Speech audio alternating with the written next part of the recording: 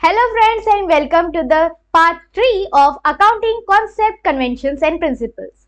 This topic, as you know, is essential for both in a higher secondary education and higher education, right?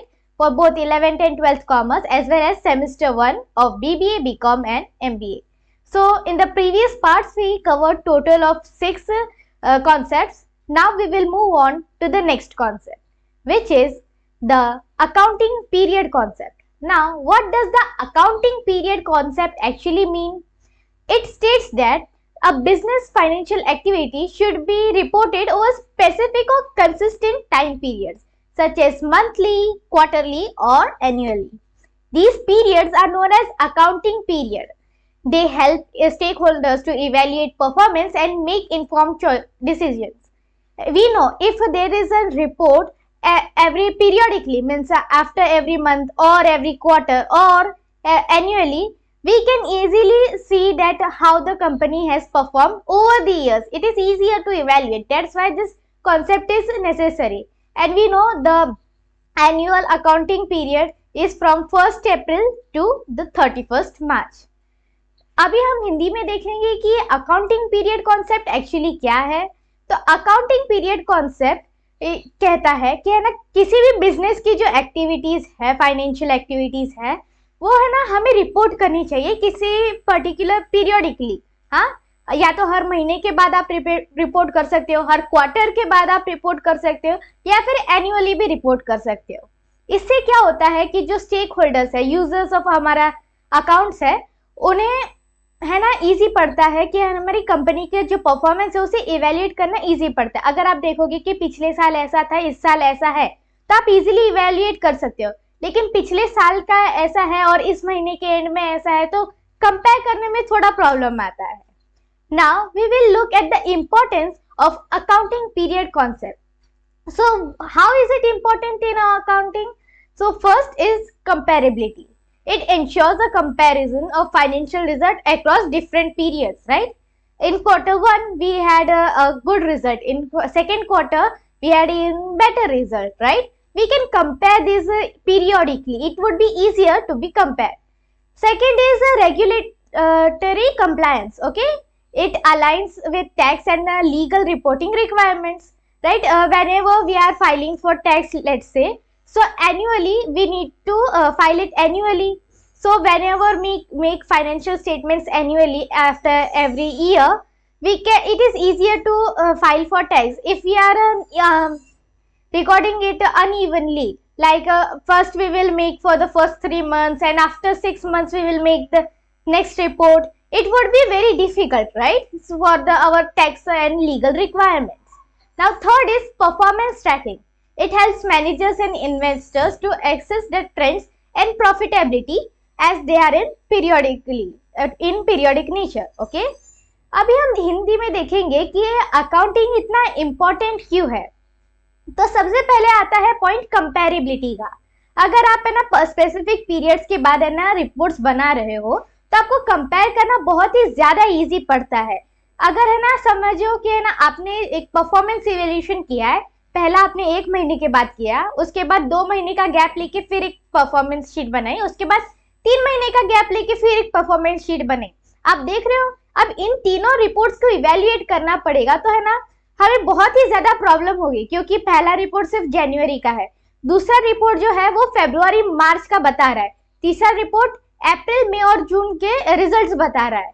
तो compare करना बहुत ही ज्यादा मुश्किल हो जाता है. लेकिन वही हर एक महीने का आप अलग से रिपोर्ट निकालोगे तो उसे कंपेयर करना बहुत ही रिलेटिवली इजी होगा. ओके, और उसके बाद है ना जो हमारे लीगल और टैक्स के लिए जो भी रिक्वायरमेंट होते हैं, तो उसके लिए जो हमें प्रोसीजर करना होता है वो बहुत ही ज्यादा इजी हो जाता है, क्योंकि ये पीरियोडिक इन नेचर है और परफॉर्मेंस ट्रैकिंग में भी मदद मिलती है.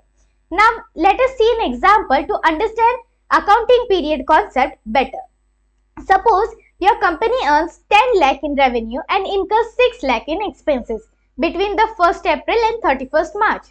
According to this accounting period concept, these figures are reported the financial year ending 31st March.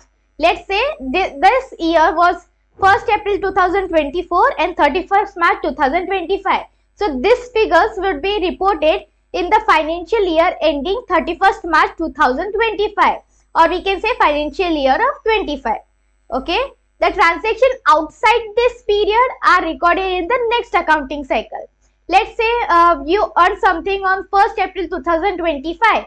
You will not record it in this financial year, but in the financial year of ending 31st March 2026. Okay, तो अभी हम देखते हैं एक example accounting period concept का। समझिए कि आपकी कंपनी जो है वो 10 लाख का है ना इनकम करती है और 6 लाख के एक्सपेंसेस करती है। तो और ये जो है इन्होंने जो कमाई और एक्सपेंसेस की है वो 1 अप्रैल 2024 से लेके 31 मार्च 2025 तक की है। तो आप ये जो दोनों जो चीज रजिस्टर करोगे कौन से ईयर में करोगे? तो फाइनेंशियल ईयर एंडिंग एट 31 मार्च 2025, और हर एक पीरियड का आप ऐसे करोगे। और जो भी आप कमाओगे 1 अप्रैल 2025 को वो आप इस ईयर में नहीं बल्कि नेक्स्ट ईयर में रिकॉर्ड करोगे। Alright, now let us move on to our next accounting concept which is the consistency concept. Now what does consistency concept actually states? It states that once a company adopts an accounting method, let's say their depreciation method, so we know there are two types of depreciation methods, straight line method and written down method. Once a company adopts straight line method, it should continue to use it in future periods unless a valid reason is there to change it and disclose. It helps maintain the integrity and comparability of financial statements. Now what does ये consistency concept actually क्या state करता है ये अभी हम जानेंगे हिंदी में। तो ये स्टेट करता है कि अगर आपके पास एक चीज को करने के लिए बहुत सारे मेथड्स हो, जैसे डेप्रिसिएशन कैलकुलेट करने के लिए हमारे पास दो मेथड है, स्ट्रेट लाइन मेथड और रिटर्न डाउन मेथड। तो आपने जो मेथड को चूज किया है at the starting of the company, जब आपने कंपनी कमेंस की उस टाइम पे आपने जो मेथड चूज किया वही मेथड आप लाइफ लॉन्ग यूज करोगे जब तक आपको है ना बहुत ही ज्यादा जरूरत ना हो, लीगली जरूरत ना हो, या फिर ऐसा कोई आप लॉस में जा रहे हो और तब आपको चेंज करना पड़े। तो जब तक वो जरूरी ना हो तब तक आप उसे चेंज नहीं करोगे और उसी मेथड को पकड़ के आप कंसिस्टेंट रहोगे through out your companies life time. Now why is this method so important? It first advantage of it is comparability. Stakeholders can compare financial results across years without any confusion, right? Second is transparency. Any change in accounting method must be clearly disclosed and justified. And third is reliability. It builds trust in financial reports by avoiding frequent changes in reporting practices. We know about the depreciation two methods, straight line and written down. In straight line method, we say that let's say a machinery of 10 lakh rupees and its the life period is about 10 years. So every year how much depreciation would incur? Let's say depreciation was of 10%. No, we calculate depreciation 10 lakh rupees across 10 years, so it is 1 lakh. Okay, so depreciation of 1 lakh rupees each. At the end of 10 years the value of the machine would be 0. So according to straight line method we will depreciate 1 lakh rupees every year from that machinery. But in written down method we will say that the depreciation is 10%. So every year in the first year 10 lakh rupees minus 1 lakh is 9 lakh rupees. Now in the 9 lakh rupees we will again calculate its 10%, which would be 90,000, and we will subtract it, would be 8 lakh 10,000 rupees, so on and so forth. Every year the amount of depreciation would be different. If we switch the methods every year, this year I have used straight line, next year I will use written down, again then next year I will switch back to straight line, it would create a lot of confusion, right? That's why it is important. The consistency concept is so important.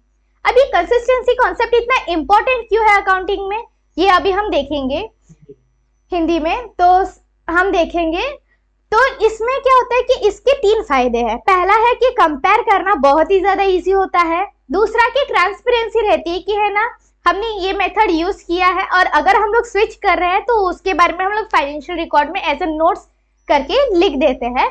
और reliable रहता है क्योंकि हमें पता है कि हमने method switch नहीं किया है, तो उसको रीड करना और उसको कंपेयर करना बहुत ही ज्यादा इजी हो जाता है। इसकी वजह से कंसिस्टेंसी मेथड इतना ज्यादा इंपॉर्टेंट है। Now to understand it in detail, let's take an example. So according to the consistency method, suppose your company uses a straight line method for depreciation of machinery, then you should continue to use it for the rest of the lifetime.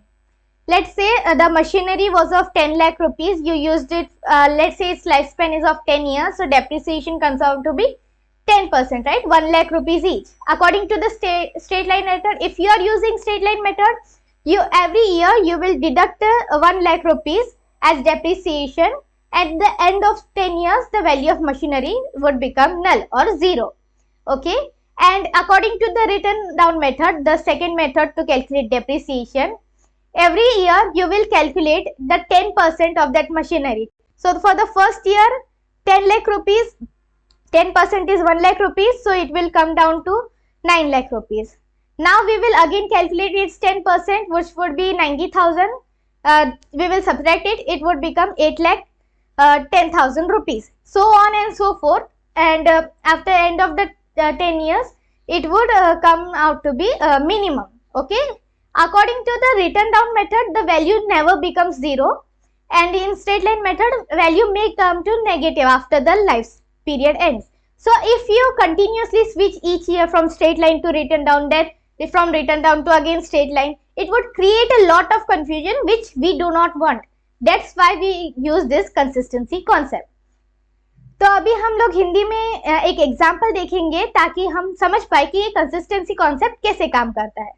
अगर आप एक company चला रहे हो, machinery आपने ली है और आपने यूज किया है स्ट्रेट लाइन मेथड उसके डेप्रिसिएशन के लिए, तो आप जब तक है ना आपकी कंपनी चल रही है, आप उसी मेथड से डेप्रिसिएशन यूज करते रहोगे. 10 लाख की मशीनरी है, 10% डेप्रिसिएशन है, तो हर साल आप 1 लाख डेप्रिसिएशन कट करते जाओगे और इसकी वजह से आपके फाइनेंशियल रिकॉर्ड्स रीड करने में इजी पड़ेंगे. और अगर आप रिटर्न डाउन पे स्विच करते हो तो आपको वो मेंशन करना है. लेकिन अगर आप हर साल स्ट्रेट लाइन से रिटर्न डाउन से स्ट्रेट लाइन स्विच करते रहोगे तो आपकी फाइनेंशियल स्टेटमेंट्स रीड करने में बहुत ही ज्यादा प्रॉब्लम होगी आपको. इसीलिए है ना हम लोग कंसिस्टेंट रहते हैं, एक ही मेथड यूज करते हैं ताकि हम जो रीड है वो इजी बना रहे, फिर में कैलकुलेशन में ज्यादा एरर्स ना हो, etcetera. Now we will move on to a next concept which is the materiality concept. So what does this materiality concept states? Let us see.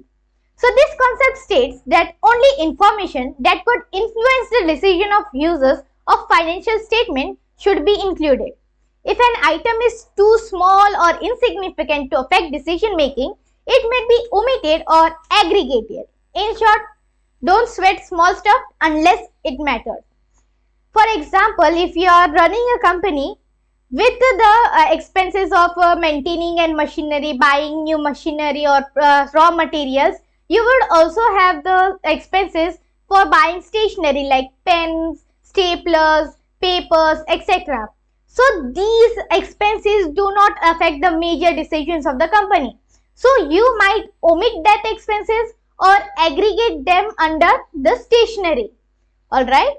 So this is what materiality concept states. Unless it affects the major decisions of the company or it majorly affects the working of the business, you will not state it or you will aggregate all those expenses. Okay, that's why we have sundry expenses or miscellaneous expenses. अब ये materiality concept क्या होता है, इसे हम हिंदी में जानेंगे. तो ये materiality concept कहता है कि जो information बिजनेस के डिसीजंस को है ना, मेजर डिसीजन को इन्फ्लुएंस कर सकती है, या जो एक्सपेंसेस या इनकम्स में डिसीजंस को इन्फ्लुएंस कर सकता है, हम लोग उसे है ना फाइनेंशियल स्टेटमेंट्स में मेंशन करेंगे. और जो एक्सपेंसेस है ना इतना ज्यादा इन्फ्लुएंस नहीं करता या उनका इतना सिग्निफिकेंस नहीं है, या तो हम उसे ओमिट कर सकते हैं या तो हम लोग उसे लिखेंगे ही नहीं, या फिर उन सबका एक हेड के नीचे बंडल बना के उसे हम लोग रख देंगे. जैसे कि आपके कोई भी कंपनी हो तो बड़े जो एक्सपेंसेस होते हैं, जैसे कि मशीनरी खरीदना, रॉ मटेरियल खरीदना, उसके साथ साथ छोटे एक्सपेंसेस भी होते हैं, जैसे पेन खरीदना, स्टेपलर खरीदना, पेपर्स खरीदना.